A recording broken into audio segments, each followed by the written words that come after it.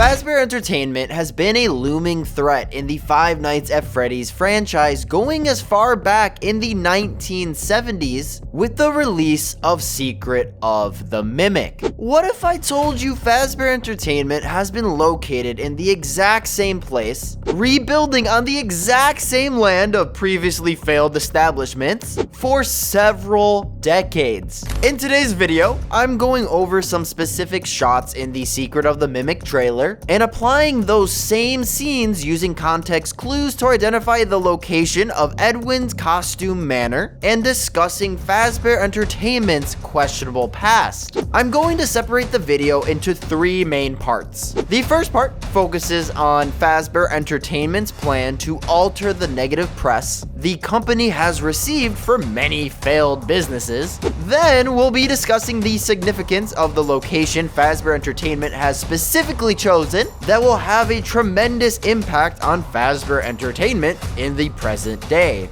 To end it all off, Part 3 will discuss the Secret of the Mimic location for Edwin Murray's costume Manor, where Fazbear Entertainment has hidden from the public eye, wanting everyone to forget. That's pretty much all I have for today. I'm done yapping. Let's jump right into the video. Fazbear Entertainment has always had questionable morals, manipulative tendencies, and enough PR practice to cover up multiple locations of pizzerias that were closed down due to fires and ultimately leading to death. We know Fazbear Entertainment has never been a trusted source, but this idea was heavily solidified in Steelwool Studios' Five Nights at Freddy's Help Wanted. A pivotal part of Help Wanted's lore was revealed by collecting glitch tapes across the different minigames, reliving Fazbear's past, that would go on to introduce us to Tape Girl. In the tapes, we find out Fazbear Entertainment's true intentions of creating a VR game based solely on the events that transpired at Freddy Fazbear's Pizza is to convince the public Fazbear Entertainment is a safe and positive business. Here's a quick summary of those events. Fazbear Entertainment's plan was to regain public trust after their initial shutdowns by hiring an indie game developer to create games based upon the events we play through in real life of Five Nights at Freddy's, showcasing their disturbing history. The games reached a certain level of popularity and the public questioned Fazbear Entertainment, tanking their reputation with the real-life murders, only for Fazbear Entertainment to discredit the indie game developer, stating he lied, went rogue, and attempted to tarnish their brand, protecting their public perception, claiming these stories aren't real. The game's events did not occur, and Fazbear Entertainment essentially proved their innocence by creating a VR game in retaliation to the developer. So, a quick recap. They hired an actual game developer to make games out of real-life events that happened within Fazbear Entertainment, to then use those created games as a source to blame the developer for creating false stories. Thus, Fazbear Entertainment is in the clear. We know Fazbear Entertainment will do absolutely anything in their power not to take accountability and would rather bury their past. Yes, the key word here is bury. Security Breach brought a new era into the Five Nights at Freddy's games, fixating very heavily on AI as a major part of the lore. Within Security Breach, we play as Gregory as we're accompanied by Glam Rock Freddy, discovering Fazbear Entertainment's past in the largest Fazbear establishment in the entire series, the Mega Pizza Plex. Through the game, we collect 3 new upgrades towards Glam Rock Freddy by brutally murdering the other animatronics Roxy, Chica, and Monty. But don't worry, they're not really dead.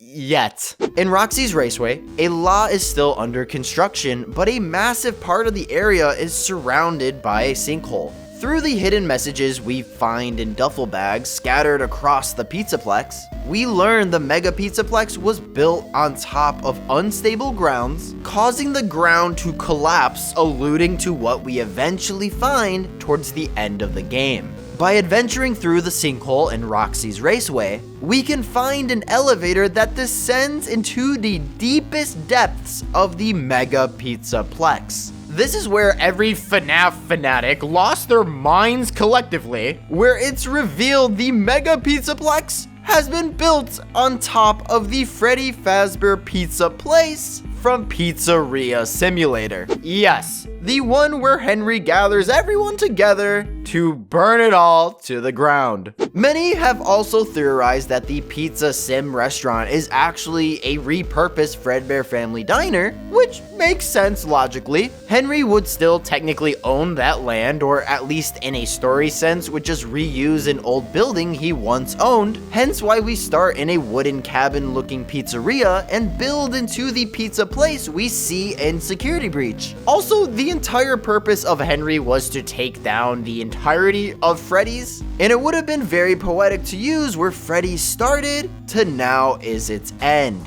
The most mind-boggling information we have gathered is that underneath the Freddy Fazbear Pizza Place is where Edwin Murray's costume Manor also resides.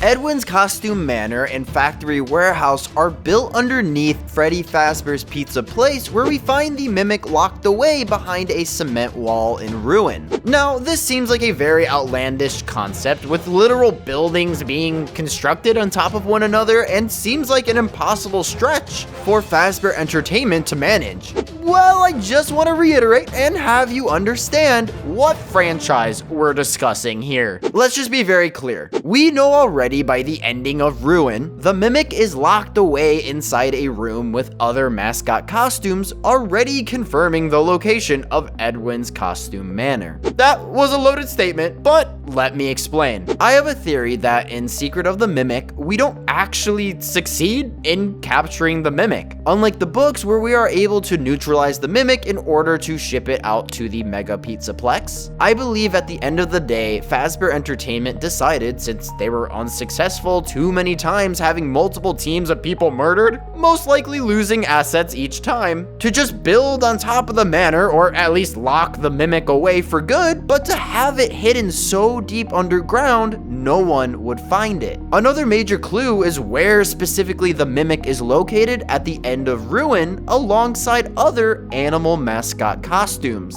The elephant, bird, and lion costumes are found where Cassie releases the mimic using the Mixes device, revealing a costume studio with plenty of shelves to hang multiple costumes. In the Secret of the Mimic trailer, we can clearly see all the different mascot costumes hung up in a line on different individual racks. That's very similar to what we see in Ruin. This supports my theory why Edwin's costume Manor is underneath the Pizzaplex, because of the other decrepit mascot costumes. Why would Fazbear Entertainment also steal costumes if they weren't going to utilize them in any way through the game's timeline? Especially if this is occurring way after Fall Fest. This gives me the impression Fazbear had to act fast in order to capture the mimic. The other example comes from environmental clues from the floors and walls, as silly as that sounds, with the underneath of the factory where Jackie is stalking us in the trailer is the same pathway, or at least resembles the same path, on our way to the mimic in Ruin and Security Breach.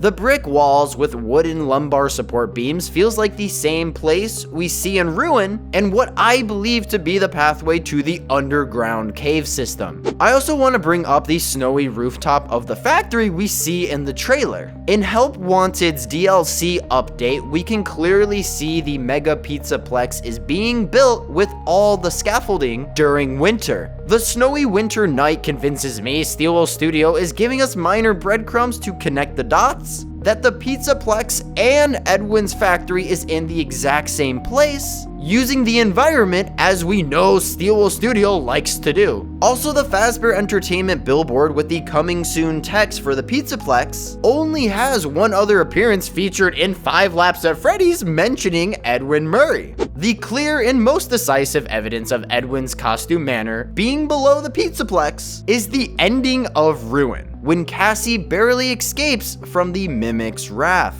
The elevator plummets all the way to presumably the lowest level Fazbear Entertainment has created, which means Cassie will now have to navigate through Edwin's costume Manor in the next FNAF installment to continue Ruin's story coming full circle with modern FNAF exploring its beginning.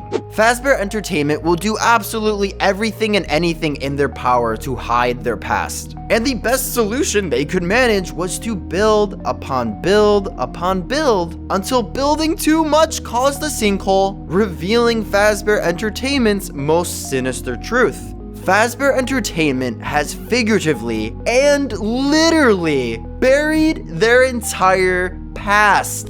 Thank you all so much for watching. The major takeaway of today's video is to showcase just how desperate Fazbear Entertainment is to literally bury their past with cover-up after cover-up only just to protect their reputation. If you enjoyed today's video, please make sure to leave a like, comment down below your theories, and subscribe for more content like this. Until next time, I'm done with the video. I'll see you in the next one. Bye!